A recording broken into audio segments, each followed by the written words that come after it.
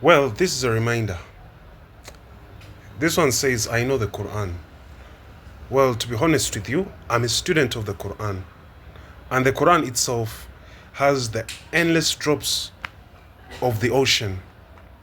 No one can ever claim that he knows the Quran very well. Yes, Muslims have memorized the Quran for centuries. But there is also the part of knowing the wisdom behind it. So the wisdom behind the Quran, it's like drops of the ocean, which you cannot feel, which you cannot easily reach through. So the Quran itself, it's a timeless miracle full of wisdom, which I myself, I can't claim that I know the Quran. But what I do, I just pick from its treasures. I just pick from its drops. The drops of the ocean are wide. The Quran's knowledge is like the ocean. So I just pick from its drops. So coming on your point, you asked that what does the first ayah of Surah Al-Baqarah mean? Alif Lam Mim. These three letters, no apparent meaning, no grammar, no syntax, and no translation. And that is exactly the point. So you're asking that, you are just curious. I know. So you see, my dear listener, if Allah had started the Quran with a command, would you have rushed to obey?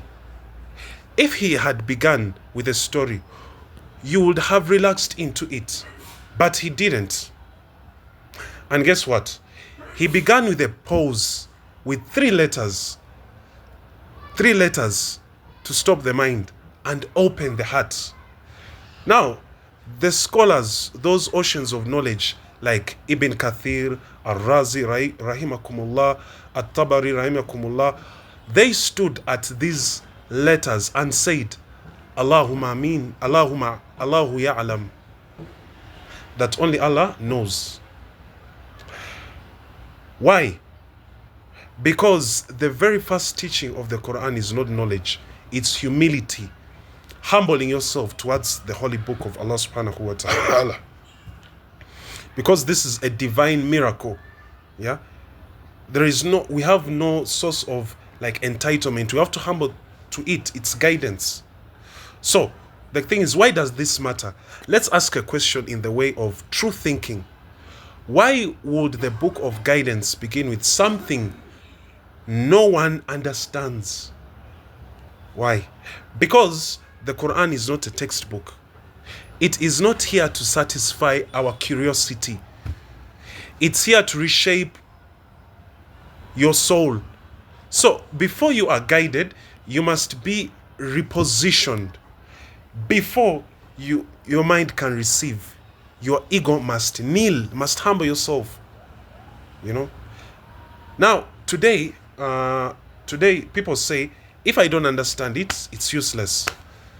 The Quran has errors. There is no meaning of these three letters. That means that you don't give judgment. You don't come with your preconceived notions. But that is not intelligence. That is arrogance, dressed as intellect.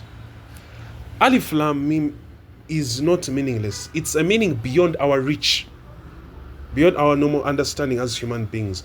It reminds you, you are not the master of the book. You are its student. And not everything divine is explained. Some things are hidden. Not everything. You as a student, you must know. The Quran could have opened with a command like pray, or a statement like there is no God but Allah. But instead, it opens with these three isolated letters. Why?